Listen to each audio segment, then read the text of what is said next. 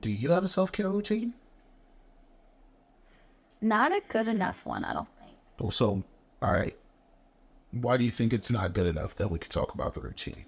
Because I think I could probably talk to people, like talk to a therapist more. Mm-hmm. Not more at all. Mm-hmm. I don't have that person. I just kind of talk in my head. Hey, your head's gonna talk back. Mental Health Monday. Mental Health Monday. Hi everyone, I'm Chynna. I'm a photographer for the DMV. Kind of a content creator sometimes. And yeah, I just think I'm fun. Okay. Well, I'm gonna do my reverse intro. Hello, my name's Juice Jones from Get Home Safe. Welcome back to another episode of Mental Health Monday. I got my homie Chynna with me. We out here killing it, talking about all the events that they've done: photography, self-care, business, good business and bad business. Cutting people off. So, yeah. Is there any piece of advice you wanted to share with anybody about like photography? There's something you said, I think, is it something without works is dead? Thoughts without works is dead? Faith without works is dead. Yeah. I've heard that from 5 other people. And I was like, You've never heard it before me? no, Really? you're the first person I ever heard that from. Wow. And then I heard it from like different groups of people who aren't in your circles, like just random people. And someone said it in an interview at some point, and I was just like, China said that. We know each other. Is everyone passing this thing around? That is hilarious. I was like, where's this coming from? Yeah. And I was like, all right, cool. That's very So important. Faith without works is dead. You have to put in the work. You can think that you can have the thoughts of where you want to be, but if you don't put in the action, you're not gonna go anywhere just off of words. yeah. You need to put in the work. Yeah. I'm so glad you were able to pull up. When you said you was when you gave me a date and everything, I said yes. Cause like I think of like a lot of my relationships and how everyone's been busy and everything else like that. And also keep in mind, like, hey, niggas don't gotta be available for you again. Like that one interview you did with them, that might be the one interview they have for like 5 years, and just be glad that they had it. So That's really true. and I'm Something I'm learning. There's the difference between free and available. Like, you might be free in terms of time. that might be better for your water if you want to just Oh, play okay. closer. Yeah. We might be free in terms of time, but like, are you available for this person? And I think that's something I'm still like working through, but Are you working on the boundaries part of Exactly. stuff for yourself right now? I think something I've been talking about with my friends is like, one, like, no is a complete sentence. I think I often have to give a reason for my no. And I'm more like, I'm working on just being able to say like, no, I don't want to do this. Yeah. As opposed to like, no, because I have another gig. Or no, because I have to go out of town. Like, there's always, with me, there's always like been that thing. And I'm consciously working on understanding that like, you might be free in terms of time, but are you really available for that person? No. And you can be that without, and I think it makes me feel bad because I always want to be available, but like, I don't have to be. Do you think you got that habit of saying yes to things from your parents or people around you who are closer? Or is that something that you think you developed over time as you like started going out into the world and doing photography things and working events and doing more business stuff? The second. I mean, I think I am a people pleaser, but I think that a lot of that has come from just like, well, one, always wanting to make sure I have good relationships with people. So like, that might mean doing something I don't really feel like doing. Yeah. But then also with, taking pictures and being in the mix of a lot of things in the city and stuff, you say yes to whatever. Yeah, sure. Yeah, I'll do this. Yeah, I'll do that. Yeah, I'll do this. And then I think also like kind of the money and like entrepreneur aspect of things comes into play. Cause like, if you say no, you're saying no to some money. But like, not all money is the money you need at that moment. Like, Yeah. sometimes like you could chill. You're good right now, so you don't have to say yes to everything. Do you have like, you own a house now? Do you have like I think one piece of advice my parents gave me, they were like, hey, if you get a house, understand you're now raising a child. So like if something breaks, you as the parent have to take care of it, and you can't negotiate it.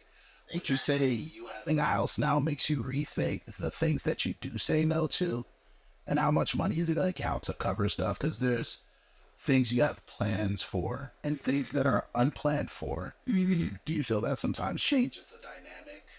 Yeah, business-wise? I think I won't say it's the house per se. I mean, that's an important part too. Yeah. But I think what was the big thing for me was debt. Like, we were in debt, like a lot of credit card debt. We recently just got out of like a lot of debt.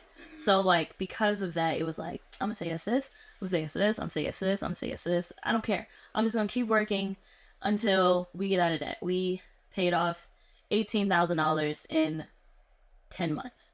So like, yeah, it was serious. But like, now I'm like, okay, you can be a normal person now and you don't have to say yes to every single thing. But I think that's been ingrained in me because of what I had just mentioned. And then on top of everything, adding like, all right, we have a plan, we have a goal, let's do what we need to do to get out of it. So. And I mean, you're a wonderful partner too. Definitely. So I'm pretty sure that makes your decision making a lot easier. Because like, would you say you're sporadic with the decisions that you make, or are you very, I planned for that and I had that in mind quite ahead of time? I'm sporadic, but he's level-headed. Okay. So is that good balance for you guys? Yeah, because it can be too easy. Like, oh yeah, like I think he can recognize to me, like he helps me recognize when it's like, all right, you can chill out. Yeah. You don't have to do this. Yeah. Like last week, I worked a full day at Tyson's, shot an event at a law firm, and then shot another event after that. So I kind of worked from like 9 a.m. to like 1 a.m. And it was like, I don't really need to do that. That's crazy. Yeah, that was like, the grind, the grind never stops, but like, the grind could like slow down a little bit. Yeah. Like. And what day was that? It was last Thursday. So you had to work the next day? Yeah.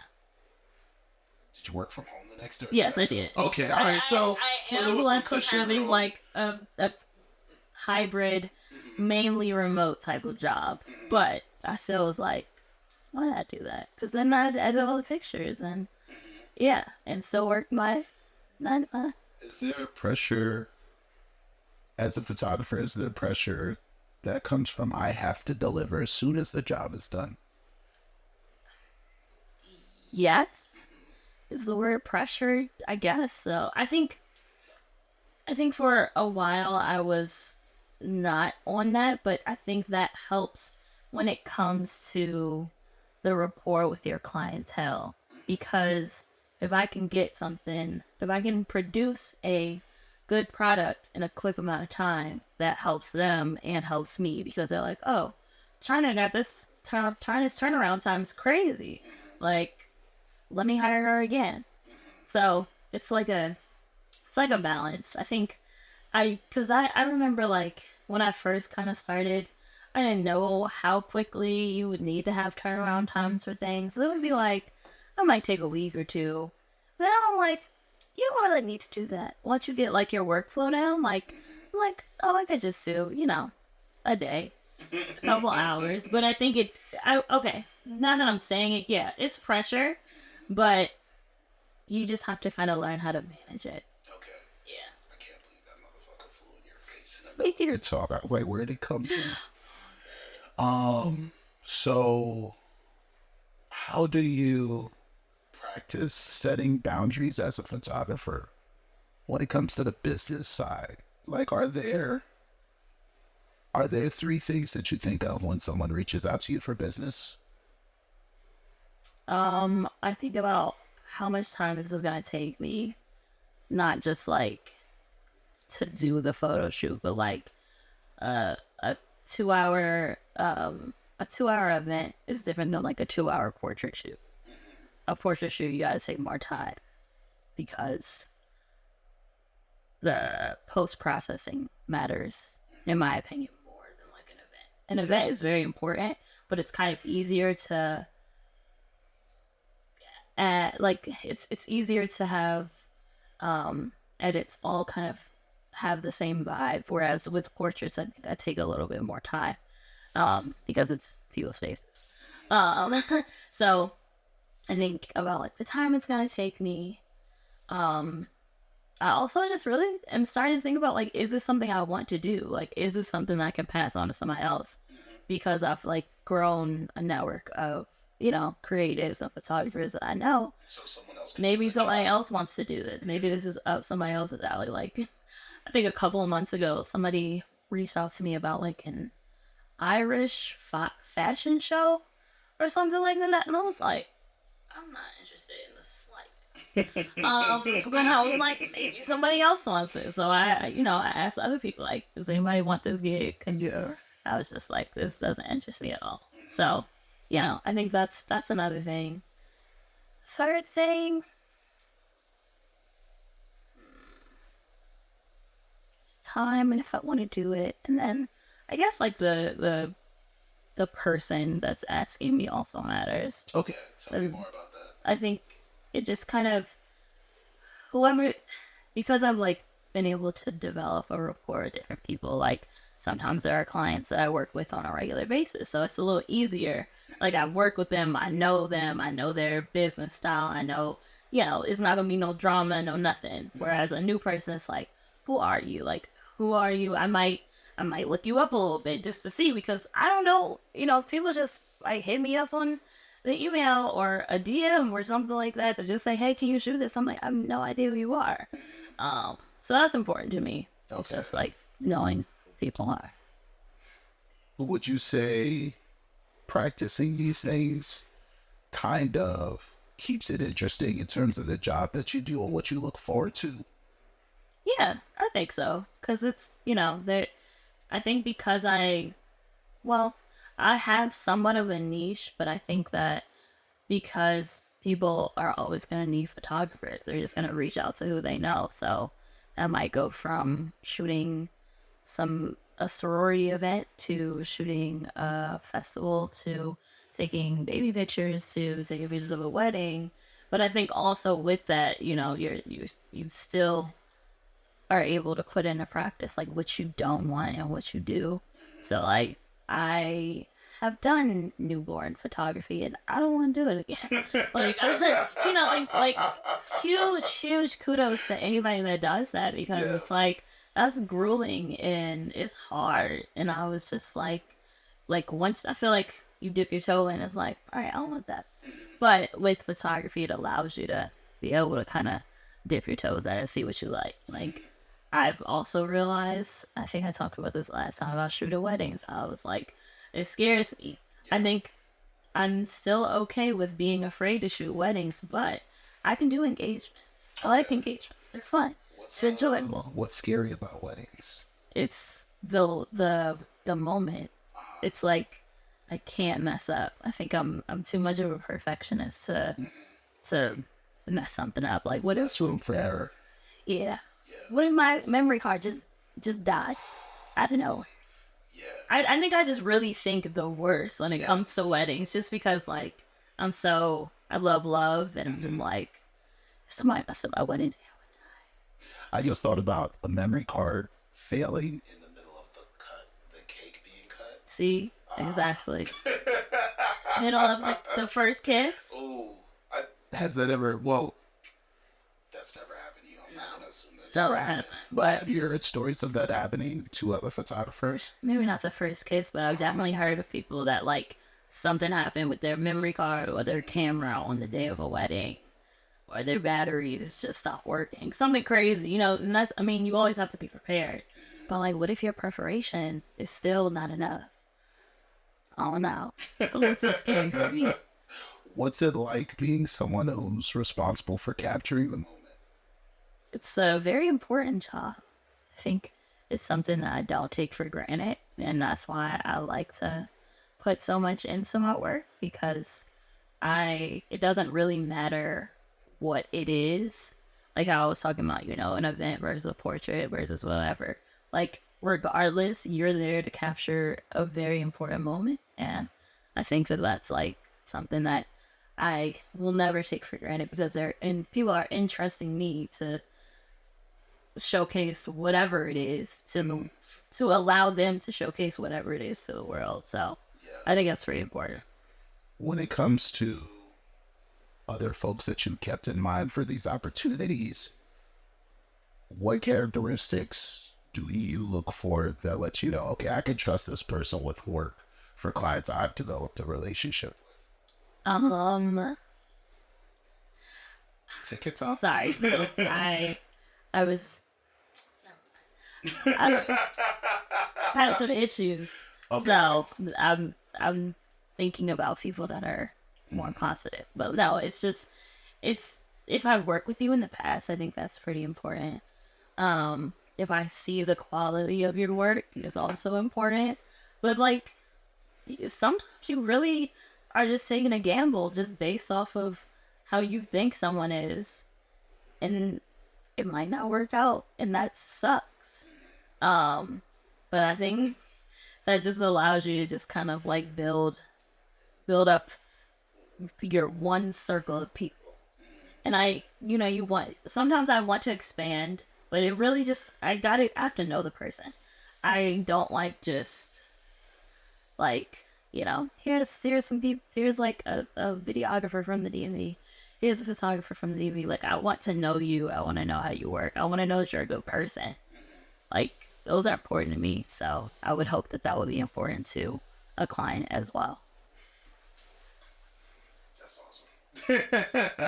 Yeah. No, I recently had an unfortunate situation where it was like someone I thought that was going to be, someone I thought I could vouch for that was unvouchforable.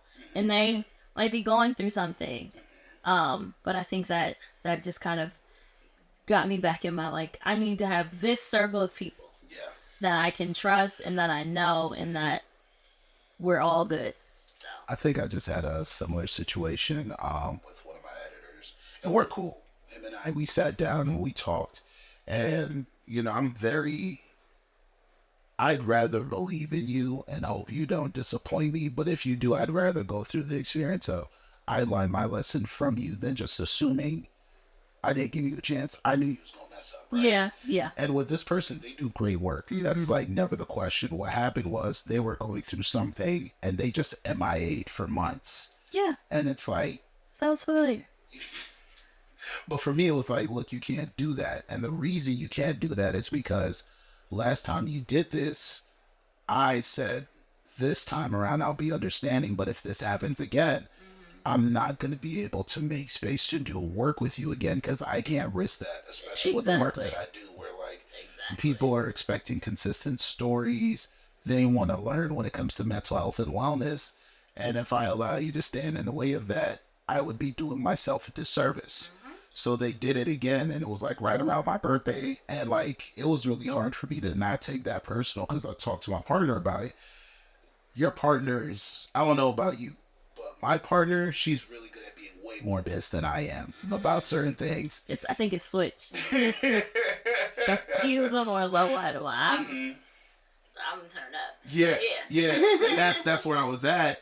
And then I calmed down, and then that's where she's been. Yeah. And now she's calmed down. But I told her, I was like, after that whole thing blew over, she was really big on, like, 3 months passed. She was like, hey, did you give him a call?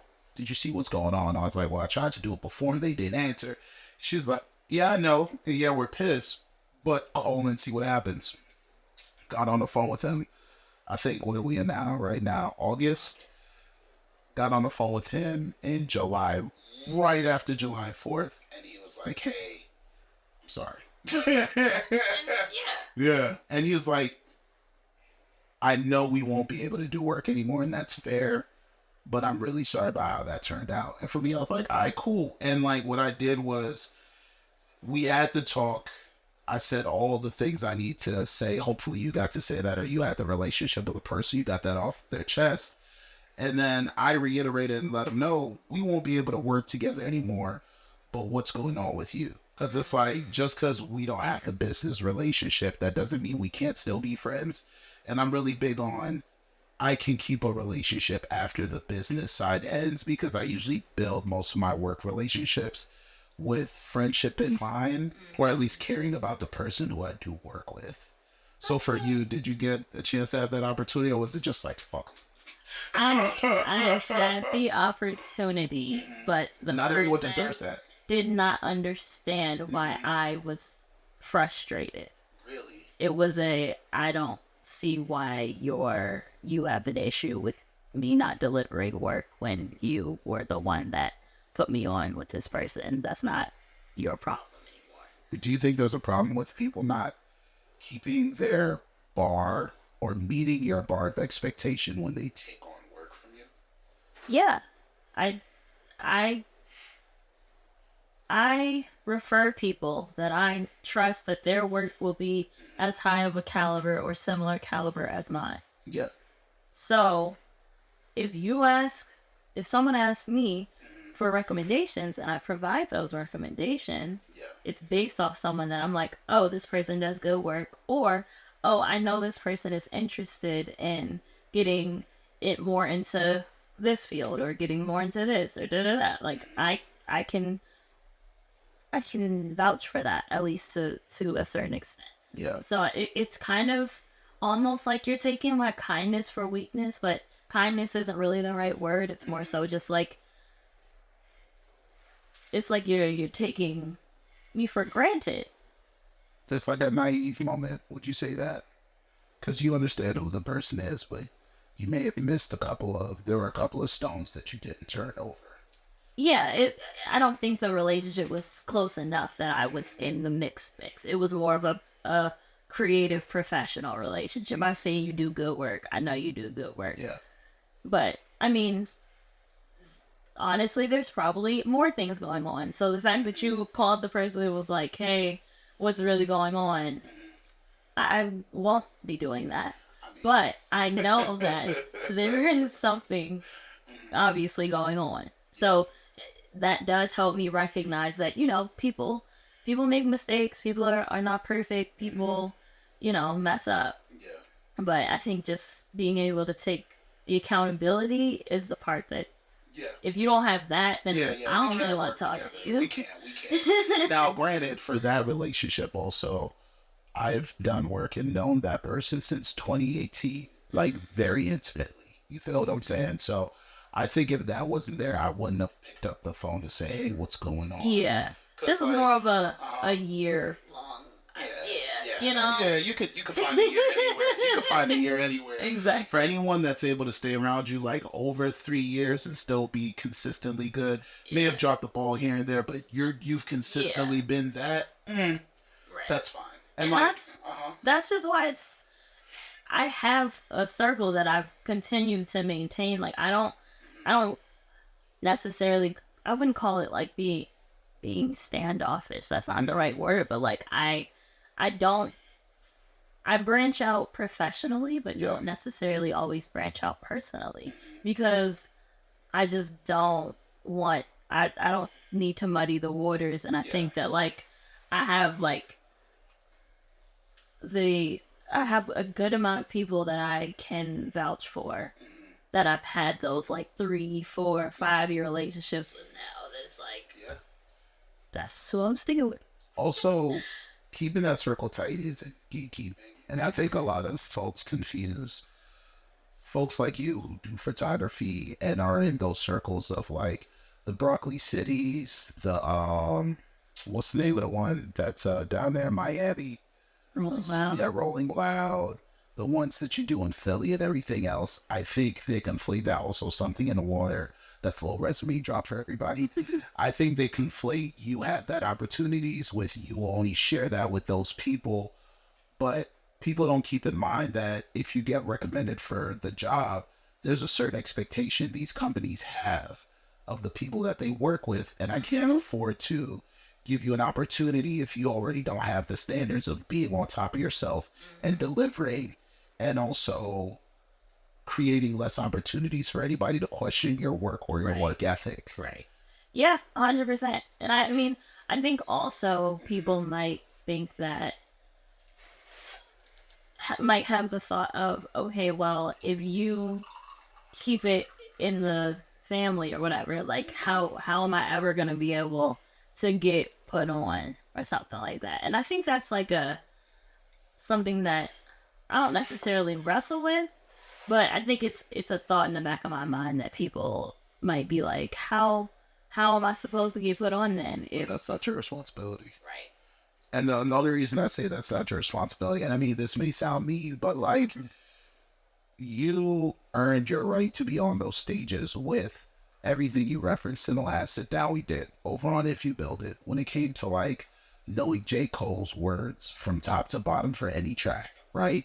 From Wale noticing your work because of how you've executed your work, the editing when it was presented, you saying yes to, hey, yeah, you can use that photo with no issue.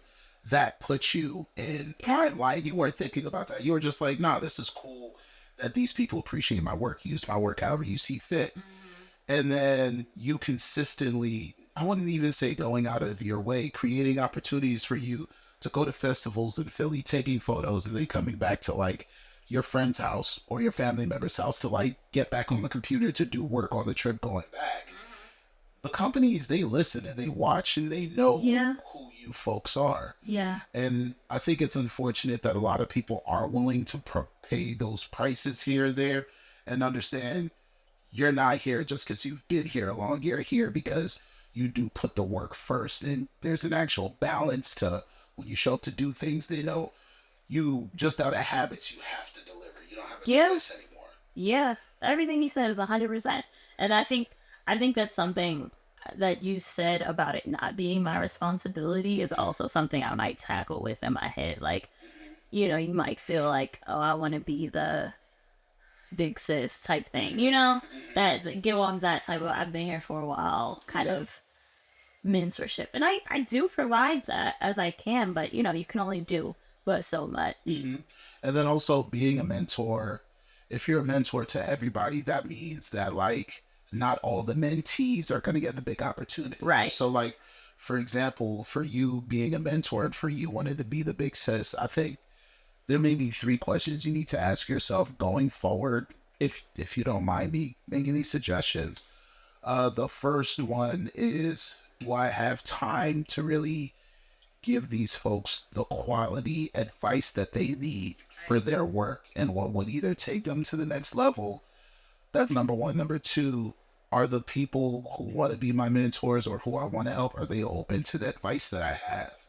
Because I'm not working with you just because you're talented. I'm working with you because you're talented, but you make yourself available to adjust to whatever I have to say because I've been here and I know that's what they're going to be looking for. And then I think the third thing, which is most important, is, are you going to be willing to pay the sacrifice of your time and your quality effort to these people? Because, like, no offense to everybody, not everyone's going to make it, and not everybody's going to work out.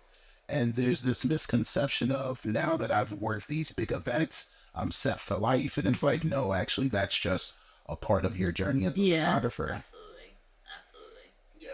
And like, I think those are all good things to consider. Yeah. And the only reason I am able to say this to you is because, like, with the work that I do, I've never, when it comes to Get Home Safe, I don't see this as a grand platform. And I had to speak on this last week at a speaking engagement that I did with my boy Britt, because we're working on creating vulnerable spaces for men in the DMV that involve yoga and a mental health talk. And it's working out really well. But I told folks, everybody knows about the 220 folks we've gotten into like therapy with the work we've done from like 2019 to now. But to me, what's more important is the number that's not written down. That's the real impact. So the people that spin the block and reach out to me when they have an emergency, the people that come back and talk to me, they tell me, hey, from the work you've done, I went and got therapy. To me, that doesn't go directly to the 220. Yeah. To me, that is like people really making a decision for themselves. And we happen to give them the little oomph, and then they're able to come back and say, thank you. Right. And I have no idea about these folks, Yeah. right? And for you, I'm pretty sure there's moments like that too. Yeah, no, it's definitely, there have definitely been times where people have just reached out to me and said, like, you're one of my favorite photographers, but, like, I haven't had direct contact with them. And that still always kind of throws me for a loop just because I don't really I mean, I still feel like, 2016 China that just started taking pictures. Like, I don't feel like I'm a master of my craft. So whenever I hear people say that, it's just like, oh, thanks. Appreciate that. Like, I'm always learning. So I think I always feel like I'm not all the way there, but it's nice to know that there are people that are looking up to me as like, oh, I like what she does. So that's always cool. My partner came across your work in my bedroom, and she was like, is that Chinese? I said, yeah. She said, I know her, I follow her. I was like, yeah, no, that's my homie. She's like, what? I said, yeah. So, like, we live together, right? And she was like, oh, what time she's coming through? I was like, oh, around this time. So, oh, man. I was like, yeah, you got to me. And she's like, yeah. And then she had to step out. So I was like, by the time you come back, she might still be here. She's like, okay, all right, cool. Yeah. And, like, I think about how do you handle, I don't think it's an expectation, but how do you handle the effect that you've had on people with your work? Like, privately, what's that like for you? I don't know. I mean, I think I always appreciate it. It's just, I think it just helps me kind of keep going. I feel like I'm just, well, I think when I think about just like being able to create is just like a really special gift. And I think about that a little bit more as time goes on. Like, not everybody can do this. And sometimes I feel like people could do it, but then when I think about what I'm doing, I'm like, I don't think everybody could really do this. So it's just something that allows me to really just like think a little bit more about the impact that I have, and just kind of always wanting to create good work, and always wanting to have my work kind of speak for me. And I think that's something important when I think about like how other people view me and how other people view our work. Would you say,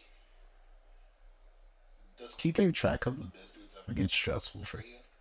Because I imagine that like sometimes you open up your email, there's like 2 emails, and then you have certain weeks where it's like, there's 52 emails, 52 to like 200, but you're only allowed to respond to like 20. I think that with photography, everything comes in like spurts. Like, I think that, like, I think I had just tweeted this, like, June, I think I had like 2 gigs. But then July, I had like 7 gigs, and 4 of them were like back to back to back to back. So it's like, one, I always need to have my calendar, because I at first I wasn't like that, but now it's like, no, like, you really need a calendar, because I can't keep track of all the things that keep happening. Yeah, something serious. So I think that was always something that's something that I've been putting into practice a lot more now. And sometimes I used to just like go through my email, but that's not a good way to track it. Just like, going in my email, I need to do this, I need to do that, or like going to my text messages, like, no, not a good way.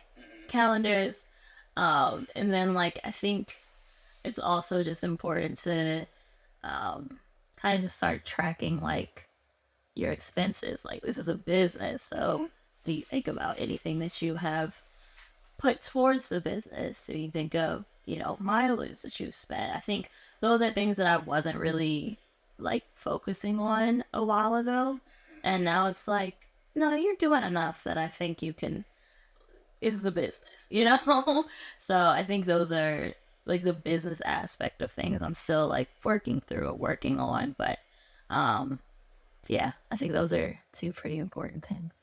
Do you have any apps that you use that make things easy for you, or is everything just notes?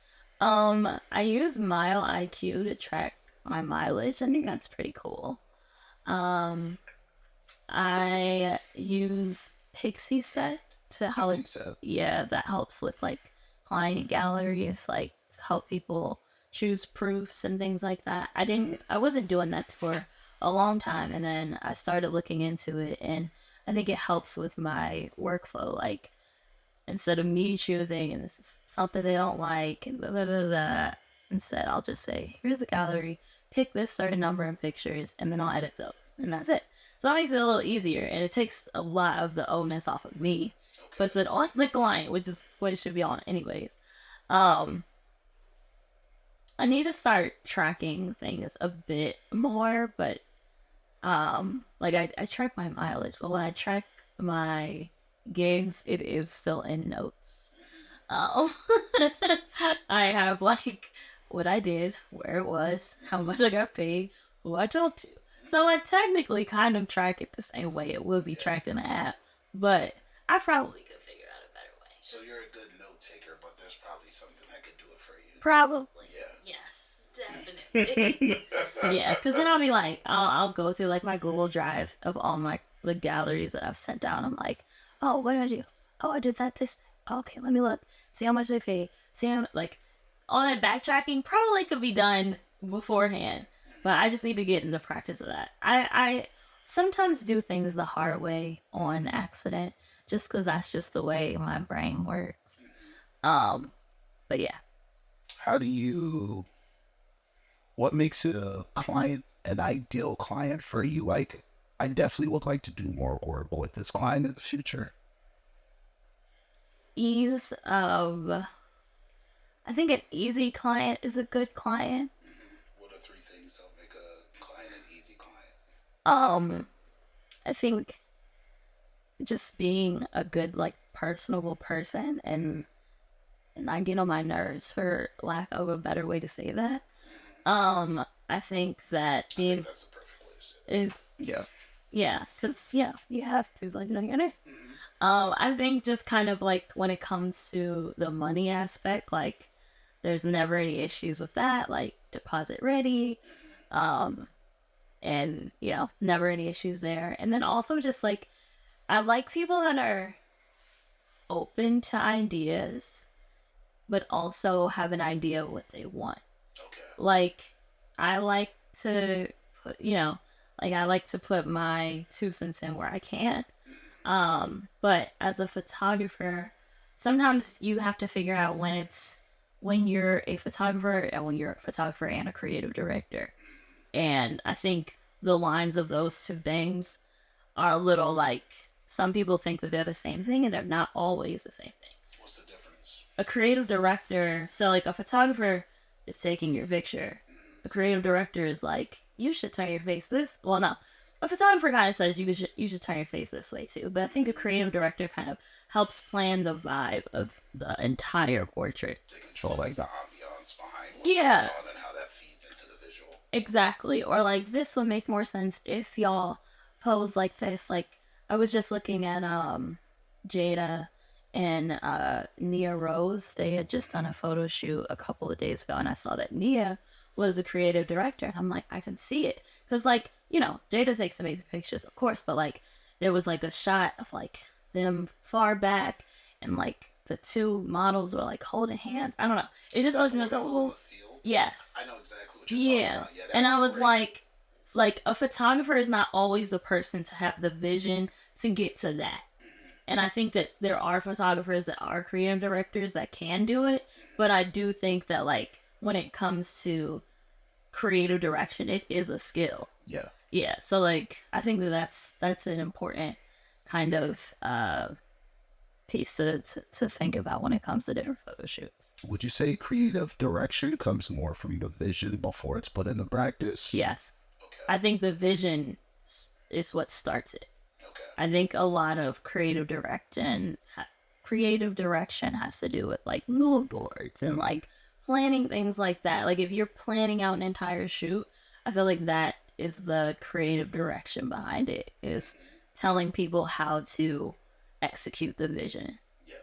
Whereas a photographer can execute the shot, but not necessarily always the vision.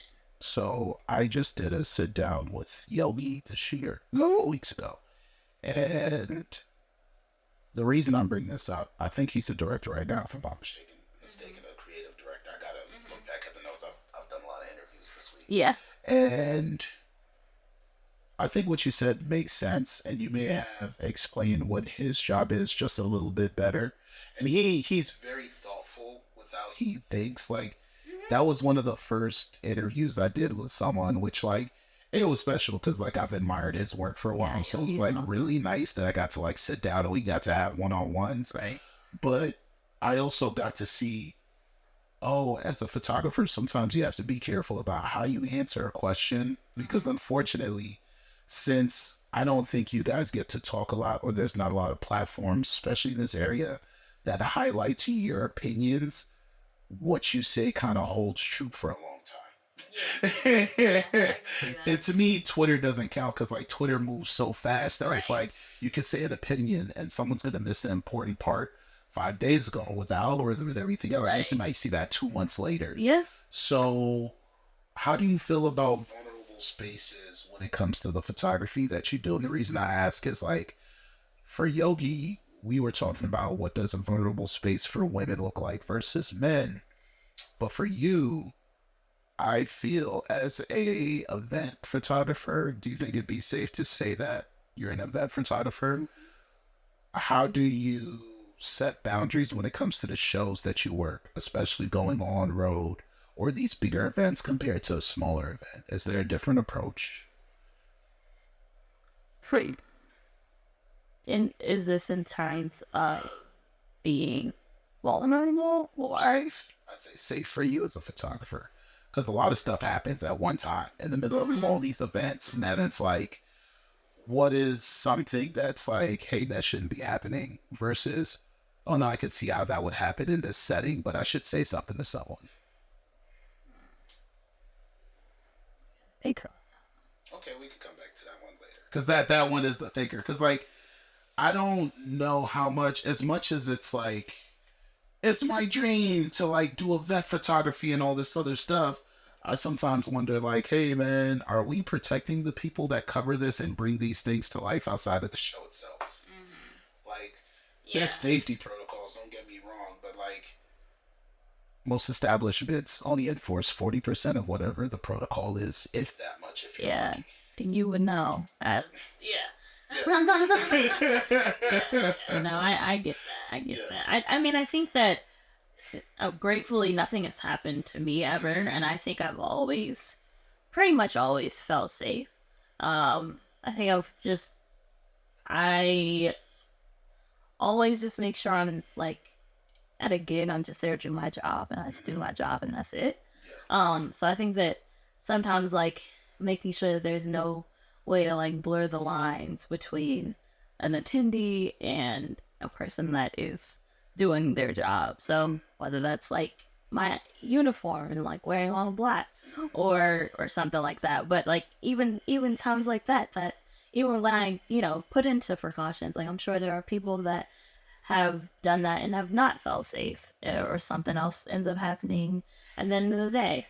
So I think that it's important to, I think I have my guard up, I guess, sometimes when I'm shooting, because I think, I'm there to do a job and that's really it. So I think that I guess helps me in a way. I'll also just, like, I just always call Reggie if I'm, like, leaving somewhere and I am alone. When you pulled up, Reggie was all right. Yeah. I heard him in the background. I was like, that's Reggie's voice. Yeah. I'm like, I remember, like, days when I used to shoot like shows at the Fillmore, and I'm like, Silver Spring's not that bad. But when I walk back to my car, I'm always calling him. I'm like, hey, I'm just gonna talk to you till you have a car. Yeah. And I do that to this day. I did that last week.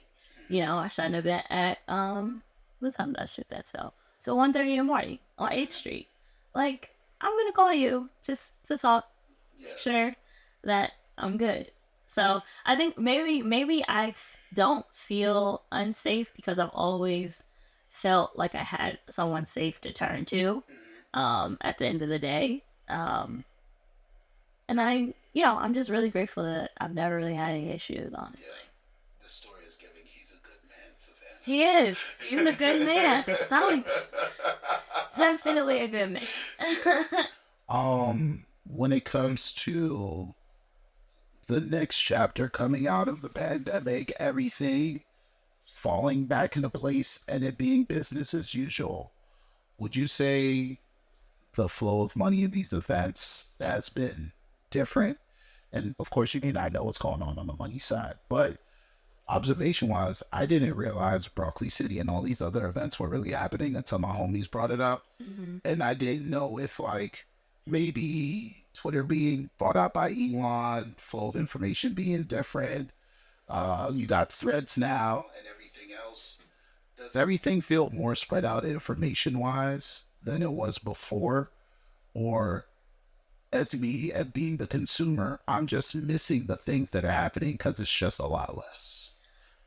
I think that things being spread out means that information moves differently. I feel like when it comes to, like you said, there's threads, there's Twitter, and honestly, like before the pandemic, there really wasn't TikTok. So like, that became a huge platform over the last like 3 years, and it just kind of blew up. I know it was something else before that, but like I'd say like the pandemic definitely promoted that app. And like and you could see someone that is, if something is announced on Twitter but isn't announced there, or isn't announced on threads or anything like that, like you can see where the misinformation or disinformation, I guess, lack of information could come from, because it's not widely spread because there are algorithms, and it's not just your chronological timeline anymore. It's what you like, and maybe you didn't like that for the last couple months, but you liked it a year ago, and now you want that to come back, but it's not coming back because your algorithm is based off of whatever you liked for the last 3 months. So yeah, I think that like a lot of there's just so much information to take in. There's so many things. There's so many platforms, and I think that can be hard sometimes because you have to figure out exactly like how you want to market yourself. And I think also just like how I feel like that's something that brands also have to discuss, is like, how they want to market themselves on each of these different platforms, because there are different voices to each of the platforms. So like, there was like when Threads came out, there was this whole discussion of like, if Threads is like Twitter, do I act like my Twitter self or my Instagram self? Because even though Threads is from Instagram, I don't really want, like, my Instagram followers are different than my Twitter followers. And I can resonate with that because Twitter is just like, I just be talking. Yeah, just talk. Yeah, but like Instagram, they call it the highlight reels, where you showcase all the pictures and nice things that happen in your life. Yeah. So it's like, one is this and one is that. And then when you kind of mesh the two together, you got to figure out exactly how you want your voice to be on there as well. So yeah, I think I made a Threads like the week that it came out, and I was just like, I'm already mad at you, TikTok, YouTube, Instagram. See, I don't think I'm gonna do Threads. Yeah, I'm gonna be spread thin. And yeah, like, there's something to be said though with reaching a new community of people, right, and your work impacting them, or you creating a community. But I don't want to create a community I'm not really going to be a part of or attentive to. Exactly. And there's like, I totally agree. There's only so many. I have 2 hands. Mm-hmm. Right. And if I have my hand here, my hand here, I might be able to bite onto something. That's 3. Yeah. Outside of that, I'm just like, nah, I don't want to fake it. I don't want to just put things out there. And then there's people who want to have conversation. Typing takes a long time compared to talking. Yeah. And you got to think of different things. Exactly. YouTube already as it is, that's hard enough. Because, like, I'm not big on, hey, get thousands of views. I would love to. But right now I'm working on the 10s and the 100s, and a couple of things pop here. And then there's TikTok. And TikTok, I don't know how that algorithm for you is on TikTok, but for TikTok, it's like, you can have these 6 videos, because I always post in 6. These 6 videos are going to do well. Just know the other 6 videos aren't going to do well. Yeah. That's the trade-off. That's it. But you do have to sit with it and be brave enough to go back and forth and see what works and what doesn't work. And then self-critique. Most people aren't good at self-critiquing. Most people aren't honest enough to be like, oh, it's not my work. It's just the way that this thing is built. And I don't blame them for taking it personally, because like a lot of hours goes into the stuff that we do. Exactly. So like if I'm supposed to self-critique and then I have to figure out these platforms, and then I come into these business meetings for you and you're just like, well, you guys want us to have these reach, but we don't even know what the algorithms are doing anymore. Exactly. Like, I'm just here to take photos Right. and advertise you. Right. And then like, are these companies paying you to advertise after you've done the event? Because technically you only get one check, right? Yeah. I mean, yeah. And that goes into the relationship part of things. Yeah. Yeah. Like I downloaded Threads. It actually reminded me of Tumblr, which I've been on that a long time. That's pretty dope, though. Because it was giving new creative space as opposed to Twitter Junior.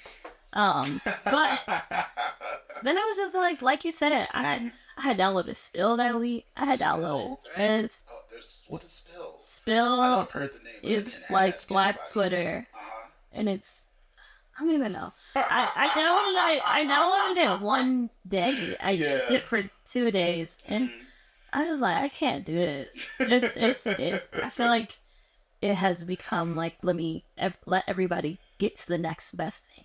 Next best thing. Let's find something they have that they don't have. Yeah. Elon's tripping. Hart's like, let me go ahead and make something.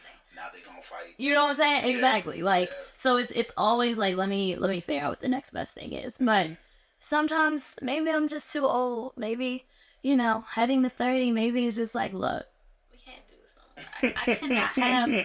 I can't be posting my thoughts. And I think that's also a piece of it. It's like, I feel like I have in my mind separated all of the apps that I use for specific reasons. Yeah. And like, if there's Threads and Twitter and Spill, those are all 3 technically being able to be used for the same reason, which is typing out your thoughts. I don't need to do that 3 different times. Because then I feel like, oh, let me go over here and type this. Oh, do I need to type the same thing over here? That's gonna make me go crazy. So I'm just like, I liked it for like the weekend that it was on there. And I keep getting alerts of people who are following me, but I have not posted something on there in like a month. You know what's funny? I never turn on my alerts for anything. That's smart. Like I think the social media apps, they eat away at you slowly, especially when you could kind of see everything going from this is fun and my friends are here to business. Yes. And unfortunately, I think a lot of these apps, especially when you allow them to notify you of stuff, they do start to encroach on your emotional space or the time that you're thinking about stuff. Yeah. And when it comes to us as creators, you are judged by what you create, not the conversations you have. Right. So like, if I don't protect that space or I don't give myself the breathing room that I need, the thing that people like me for, enjoy me for, I'm not going to be able to make it because I'm too busy chasing the notifications. I get that, yeah. And unfortunately, you kind of get led by the nose because, like, some notifications don't even matter. Oh, turn on this other notification to subscribe to this person's channel. Yeah. Look, if I'm not paying attention to this person, I'm not going to be excited to, like, subscribe to whatever they have going on. Right. I follow them because I support them, but that doesn't mean I want to see it in front of me today or tomorrow or next week. Exactly. So, and that does get to be unfortunate because, like, we technically need social media. Like, I indirectly got rid of my Twitter last week. And I was like, I'm probably going to just let it die. I deactivated it because I was applying to a job for, like, cloud architecture, and I forgot, my email's directly connected to my Twitter. It's a dumb decision. To change that. And when I went to change it, Twitter, because I'm not calling it that other name. Yeah, me neither. They were like, Oh, we see you've changed your password. Oh, we see you're trying to change your email. We can't allow that. I said, you think I'm going to let you stand in the way of me getting a new job? Deactivate. And then I was like, I don't feel any differently now that I've deactivated this page. And unfortunately, when it comes to some of these social media apps and the stuff that we do and use, I think there's a certain point that, like, we feel guilty leaving our friends behind when we deactivate stuff, but it's like, your friends have your phone number. And it's true. If they need you or they want to ask a question, they'll call you. Yeah. So I think that's. But I think that social media has also kind of stopped people from doing that because they say, "Oh, she's fine. I saw her post on her story earlier today." You know, but like that is not really checking up on someone. But people have kind of replaced that with the checkup, the call, the text to say how you doing with a, "Oh, she just posted something. She's good." No, it's not the same thing. No, I liked your post. What the fuck does that have to do with exactly. what I'm going through right now? Exactly. I even had a friend who I had followed everyone that was like following me on the follow friend app.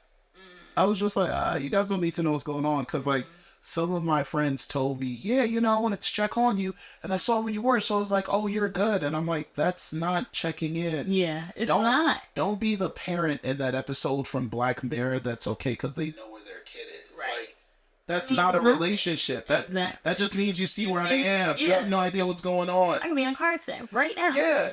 And it's like, oh no, but I saw where you were in the car accident, so you're fine. No, the car accident. Yeah. I was just like, exactly. Unfortunately, a lot of things that we've grown accustomed to, especially with social media and technology, I think we're starting to use that as an excuse to no longer be close to our friends. I agree. And we're starting to redefine what does it mean for our friends and the people that we love to be okay. Mm-hmm. And sometimes you have to put yourself in position to be like, oh no, I need to go back to who I used to be, because who I used to be actually cared about people. Mm-hmm. Now, who I am now only cares that I'm able to tell myself they're okay without actually dealing with them. Exactly. And that's not good. That's a good point. Yeah, that's not good.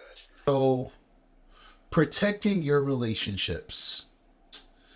Actually, no. I think there's something more important. How important is your emotional equity with the people around you? Extremely important. Okay, tell me more. I think it's important not to give so much of yourself that you don't allow yourself to it's kind of like you have to be self-regulating in a sense. Like, I can give as much as I feel that I personally can give. Like, I can't give more than I can give myself to you. Yeah. So it's like that equity between, like, I can, listen to you talk, listen to you vent and help you through the situation, but like, I can't do that every day because, I have to have that balance between like what I can take and what I can give you. Mm-hmm. And I'm not going to be able to like give you the best advice or be able to listen to you or comfort you if I don't feel good enough in myself that I could do that, like, in my own. When it comes to decisions that you make, do you sit with yourself before you make an important business decision, or do you kind of reach out to folks and be like, hey, am I tripping, or do you think this would be a good look for me? I can't make decisions. I can, but my decisions are very sporadic. So that's why I like to talk to people with a level head on like, does this make sense? Should I do this? How can I go about this? Like, I'll always have an idea crafted in my mind of what makes sense. But I'm always like, am I tripping? Or should I say it like this? Mm-hmm. I think I often will come to people with like the, should I say it like this? Or how can I approach this situation? I have an idea, but sometimes people say I'm too nice with the way that I have. I think I give many, I can't think of the word, but in the same way that like I can't say no, just no. It's like no because of this. No. It's like I always have to add like some niceties in there, There always has to be a caveat. Yeah. To the explanation instead of just nah. And sometimes but it's like there's the non-go, but then it's also sometimes like sometimes you can just if you're trying to negotiate something, sometimes I'll like, yeah, because and then they'll be like, you don't need to add all those extra things, like kind of get to the point, get to where you want to go with what you're asking. And I think I always want to add that. So that's why sometimes I do reach out to people when it comes to like business decisions, because I'm just like extra nice when it comes to stuff. Have you ever thought about just having a script written out? Hey, if I feel I'm going to say too much, just this is the correct response without over-explaining. I haven't. Because sometimes I do write stuff down because like when I get these calls about these emergencies, oh my God, do you have your questions ready? Right. Yeah, that's important. That's very important. Like how far along are they? Where are you calling me in this? Like a question that I ask behind the scenes outside over the phone. So I have a list of questions for when we're in an emergency and I'm getting a call about this.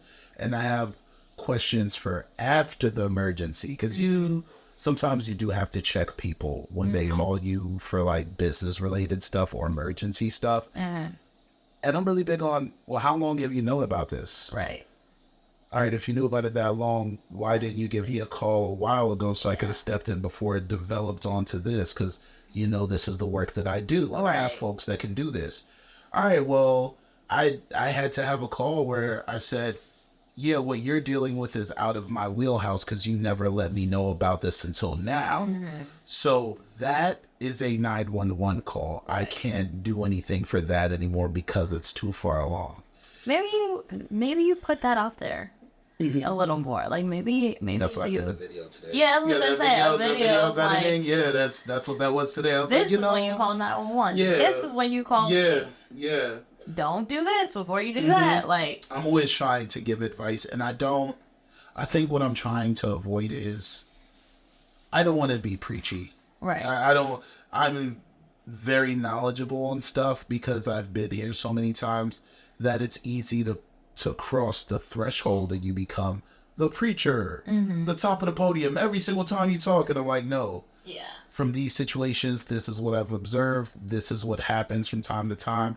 I'm telling you this for your own benefit. And that's why a lot of information I put out there in the videos that I do, I frame, hey, if you have a loved one, stranger, or associate that you care about, these are probably the best steps to get to where you need to because you're the one that cares about them. I'm just a random person. Right. So here you go. Here's the reason I say that. Hopefully it works. You're not always going to get it right, but you've tried. Okay, after they get help, what are you going to do? Are you still a part of their environment or are they on their own and that's it? Yeah.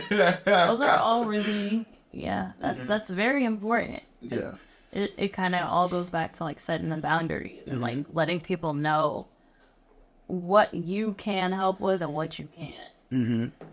And then I think another thing I'm running into now is there's people who think I'm a licensed therapist. And it's like, I say it all the time. I am a mental health advocate. Right.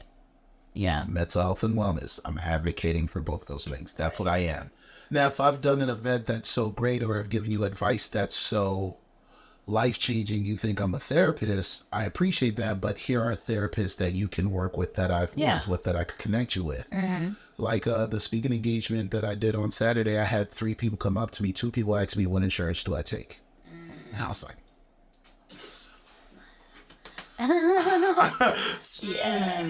that's not me. And someone was like, hey man, so what school did you go to for the stuff that you do? I was like, I've just done this outreach and these programs from 2019 to now. And they're like, so you're not a therapist? I said, no, I told you, I tell you in the opener, I am a mental health advocate. I do mental health outreach and I connect you with the folks. And they're like, you should be a therapist. And I'm like, if you could find me 4 years of my life and cover my education to college to get these degrees and all this other stuff and take a GRE. Right. Because what you're telling me is I need to spend money and time to do the thing that I'm already helping you guys get help for and making an impact here.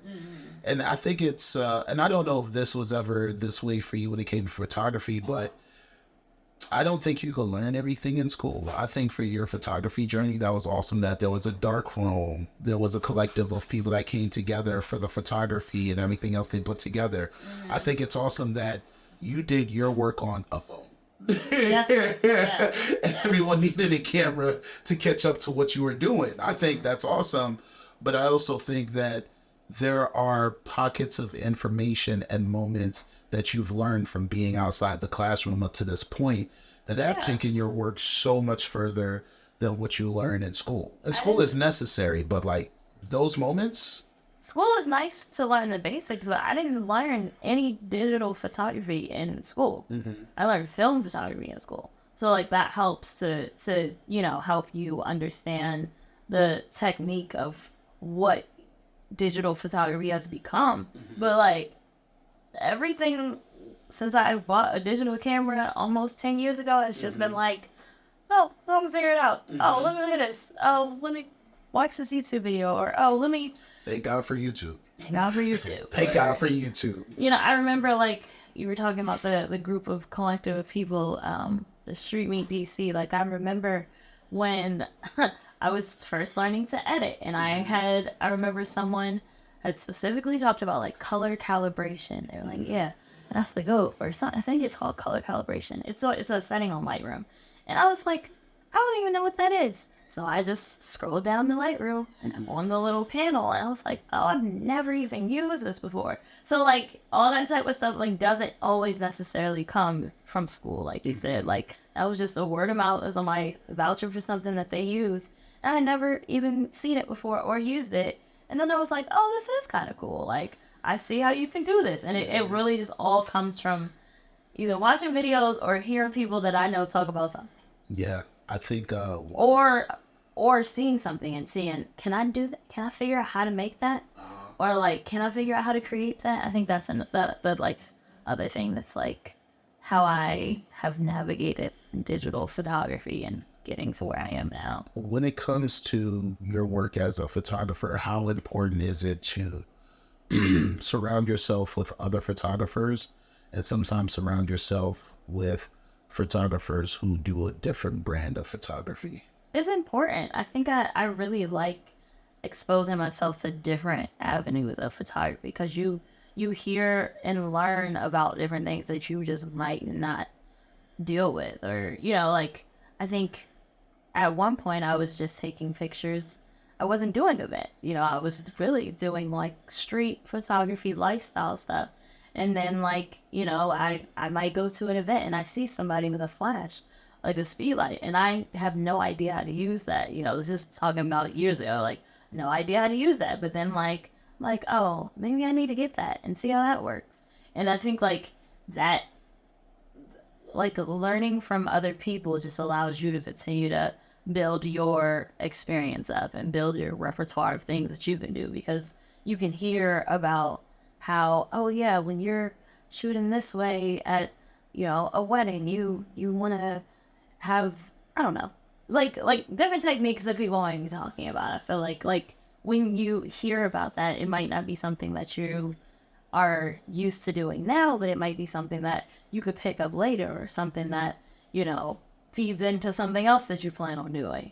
So yeah, I think, you know, as just having a large array of different people that do different things is good, because you don't want everybody to just be doing the same thing. Do you think mental health and wellness belongs in the photography space? Yeah. You are dealing with a lot of people all the time, different people, different personalities, and you're right. I think there's a lot of pieces to it. Like, one is dealing with people. Two, it's the pressure that you might feel realizing that, like, this moment is yours to capture.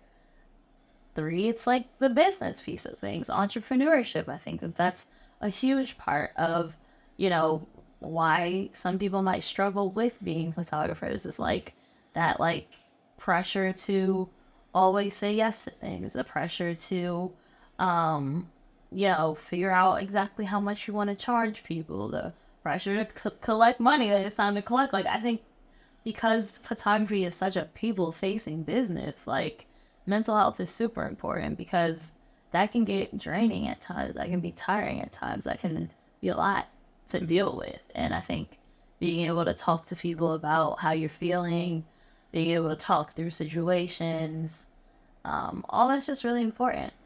And I mean, even like the wellness side of things, I think like that's also just really important. Just making sure that like you're physically well, because you're a photographer, you need to make sure that you are capable of doing things you need to do. And then also just being mentally well is also super important.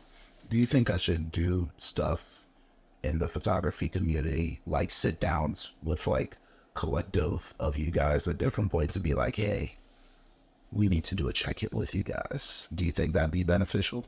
I think it could be. Yeah. It's like I don't like, and I say this often, and I know it irks me so much, but I don't like how mental health is becoming the butter on the toast instead of the toast. Mm-hmm. Right? So it's like, I see a lot of conversations and folks say, how's your mental health doing? Mm-hmm. 3 minutes? Okay, cut. Mm-hmm. All right, so tell me about that big event that you did. I'm like, what? Right. like, I don't know if that discussion has necessarily helped the direction people are going in, or help them recognize, oh, you're off. Mm. You've gone over the deep end and you don't realize just how deep you are right now. Right. And I sometimes would like to facilitate better things. Like, I don't bring people who are unstable to do interviews when it comes to Get Home Safe. Like, a lot of folks, what I'm noticing are, hey, I want to have a conversation on your platform. And I've now transitioned over for like the last 2 years of interviewing therapists to interviewing people and their real stories. And I've broken the communities into 3 parts, which is wellness, community, and therapy in terms of therapists. But I have this rule that you can talk about what you've gone through if you're not going through it right now. Because I don't want you to say something on camera and then feel pressure to have to live up to whatever that thing is. And don't get me wrong, mental health is like a lifetime thing. Whatever you've discovered you've had, chances are you're going to have to just figure out how to deal with that for like the long run until like, you know, you go over yonder. But you have to be careful about making space for people to facilitate who they are now and understand, do you really have a grip on what's going on versus you're trying to live up to this thing that you may not be. Right. Yeah. I think a lot of photography has to do with knowing yourself and like having a good sense of self, because it'll help when the situations get hard. It'll help when you have a huge decision to make and, you know, don't know which way to go. It'll help when, you know, you might get tested. Like, I think You're gonna get tested. Right. Yeah. Exactly. So I think that like having a good sense of self is really super, super, super important when it comes to stuff like that. Do you have a self-care routine? Not a good enough one, I don't think. Well, so, all right. Why do you think it's not good enough that we could talk about the routine? Because I think I could probably talk to people, like talk to a therapist more. Not more at all. I don't have that person. I just kind of talk in my head. Your head's gonna talk back. I think in terms of self-care physically, I have a pretty decent routine because I have put it into practice to like stretch more and like always get massages, because like professional massages or yes, massages? Both. Okay. But professional massages, I have that in my schedule, in my budget. Like, I need to get massages because I be in pain. After, you know, shooting a long, like, I'm actually past due for a massage since after Broccoli City because my back hurts. So, like, yeah, I'm about to get it this weekend. Okay, yes. Yes, crazy. it's very important to me. Like, I always advocate for that because you just feel better after. Yeah. But then like I don't really know what else I'm supposed to do for self-care, but I feel like I need some more. So you don't have a compass on what self-care looks like right now? I mean, yeah, I don't think so. I think, well, I think I have ideas. I just haven't put them into practice. You have a lot of great ideas. So, like, I'll give you credit there before we go. But, so the reason I asked this question is I had to talk about vulnerability in the first vulnerable circle we did for men. And I told the men in the room, I'm not going to give you any tools. I just want to see how everyone defines vulnerability, because chances are vulnerability is usually a reflection of what you're looking for that you haven't received in life, but what was taken away from you, what you're trying to recreate. So when it comes to self-care, in our culture, and I don't know if this is an effect of like corporate America and all this other stuff, but our culture, our current culture defines self-care as what are you doing to get back good enough to get to the office? And to me, that's not good self-care. What that means is you're measuring your self-care off of whether I'm still useful to other people. You're not measuring self-care based off of, I like this, I enjoy this, and setting the boundaries for this makes me a happier person. And because I'm a happier person, I'm able to do all these other things. So you're technically putting the cart in front of the horse. So usually I tell folks, if you create a self-care routine, if you have the time to, which is really important, because like time is a privilege, depending on how much money you have coming in or what your situation is, or kids. Right? I usually tell them if you're able to do it once or twice a week, you give it an hour or two. Like let's say you have like a whole facial routine that you do, yoga, a facial routine, tea, you turn the phone off and you think about the things that are hard. You make time for the things that are hard, or you make time for the things that are easy, but you've had that time. And because you're taking care of those in-house things, that self-care means when people call on you to do stuff, you're able to say, no, I don't have time for that.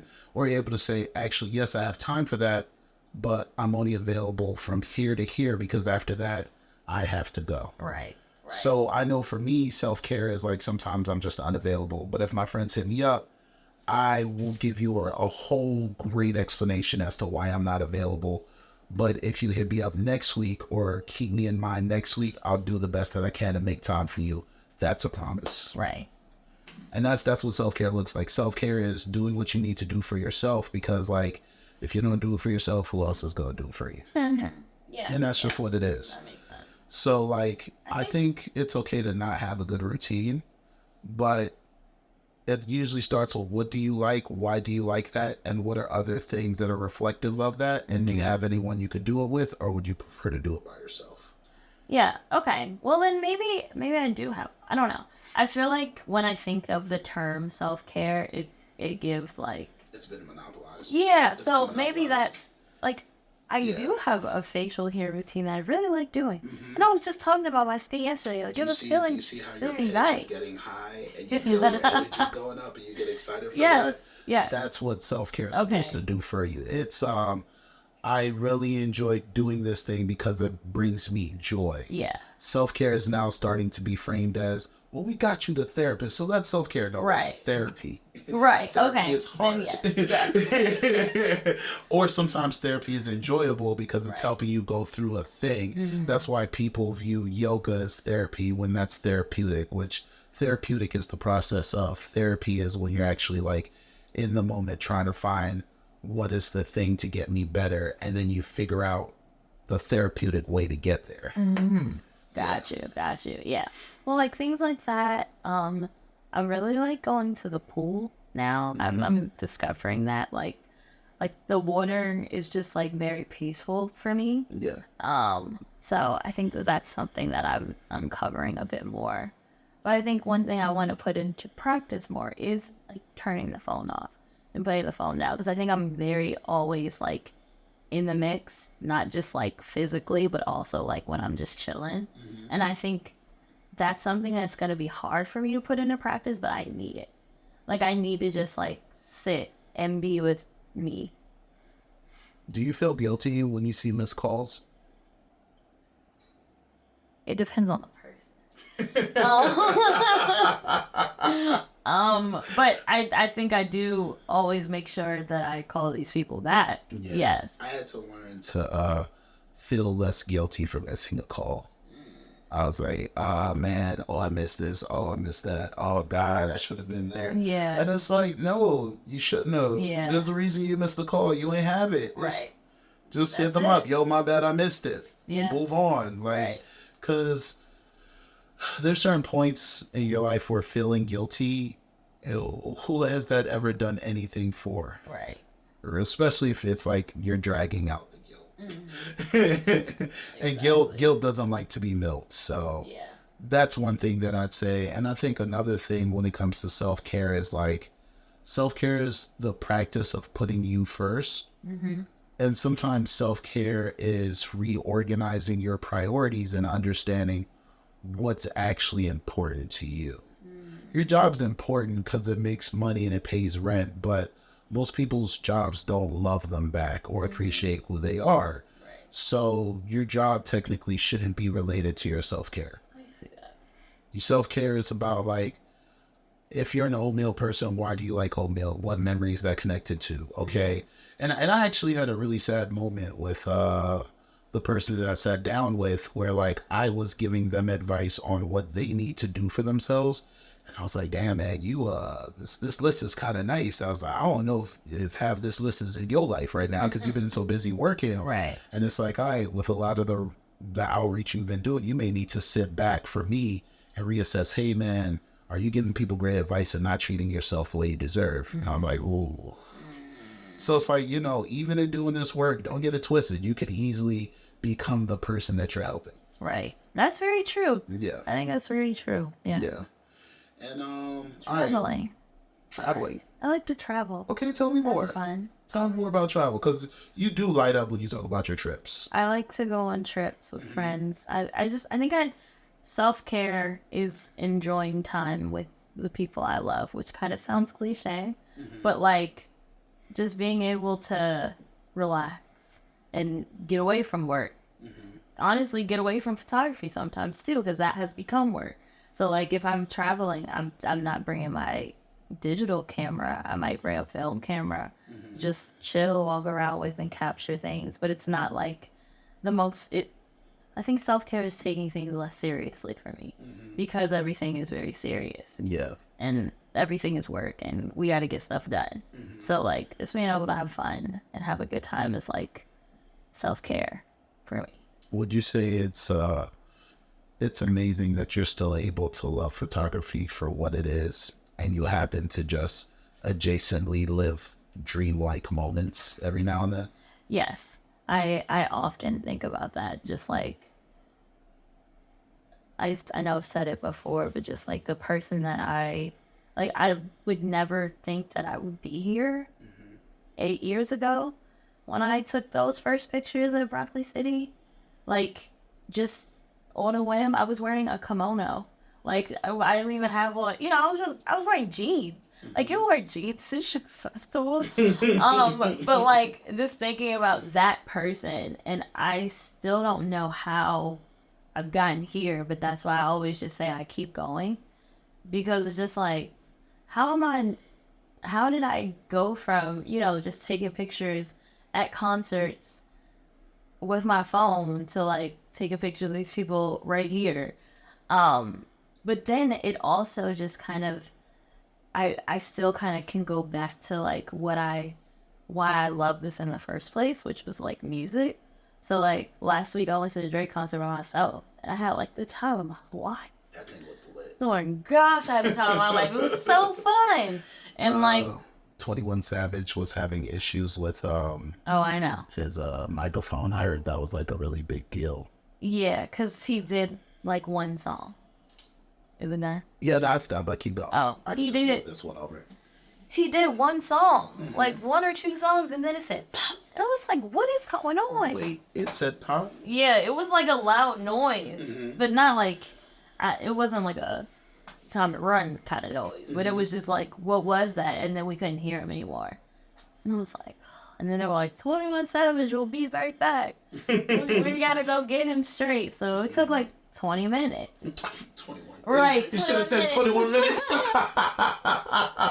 Yeah, so like I was just sitting there chilling, but I had a good time. I really enjoyed it because I think I've only gone to a couple concerts by myself, but I think I started, I went to concerts with friends and everything, but like I started going to more concerts for work. So like sometimes I don't get to enjoy them. And when you think about it, like that's really how I got started, was going to these shows, just enjoying myself. Yeah. So I think that's a part of my self-care, but I feel like I haven't tapped into that as much as I used to because I'm always going to shoot. And it's like, oh, you shooting a show? All that type of stuff. But like sometimes I just love music, so I just want to go. Like when I saw Lupe Fiasco last year, like things like that. Like I really, it kind of takes me back to where I started. Like I wasn't here. I was here for photography because I like taking pictures, but I liked taking pictures. And then it was like I liked taking pictures, but I liked going to concerts too. So I ended up being able to merge the two, but like kind of being able to separate it is also kind of cool. Because I can just go back to why I was going to a concert a week when I was in college, so, I think getting back to that is fun. That's ironic you said that because for the person who I was sitting down with when they were talking to me, I asked them about their past. I was like, what are some good memories that you have? They told me about cooking. They told me about working out.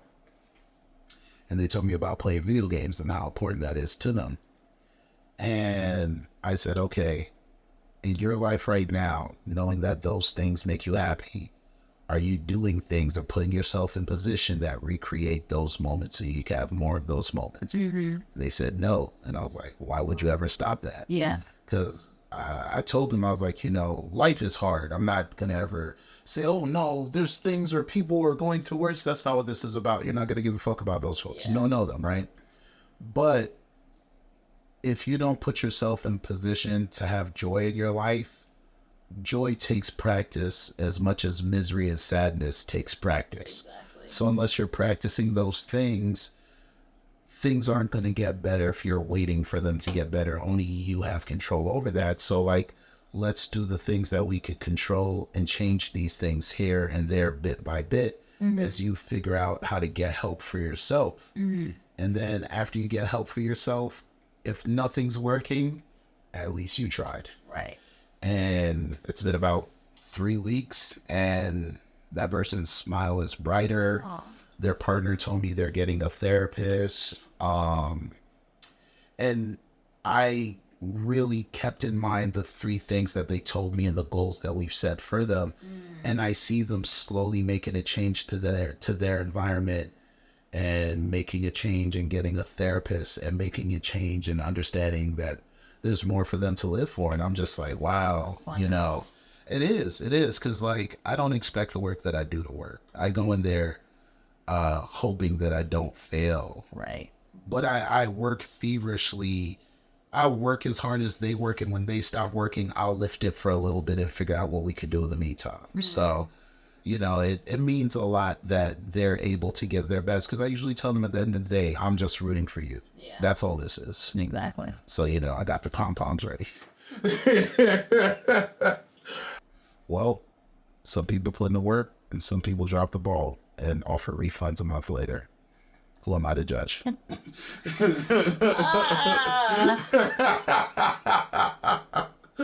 right. Well, this has been another episode of Mental Health Monday. Thank you to everyone that came out. Welcome back, homies. Appreciate y'all. And see you guys later. Peace. I don't know what time it is, but I feel like we're right on time. Me too. 8:38. Wow, we are really right on time. God damn, okay. Shit. Shout out to me. Good job, Juice. Yeah. There you go, Juice.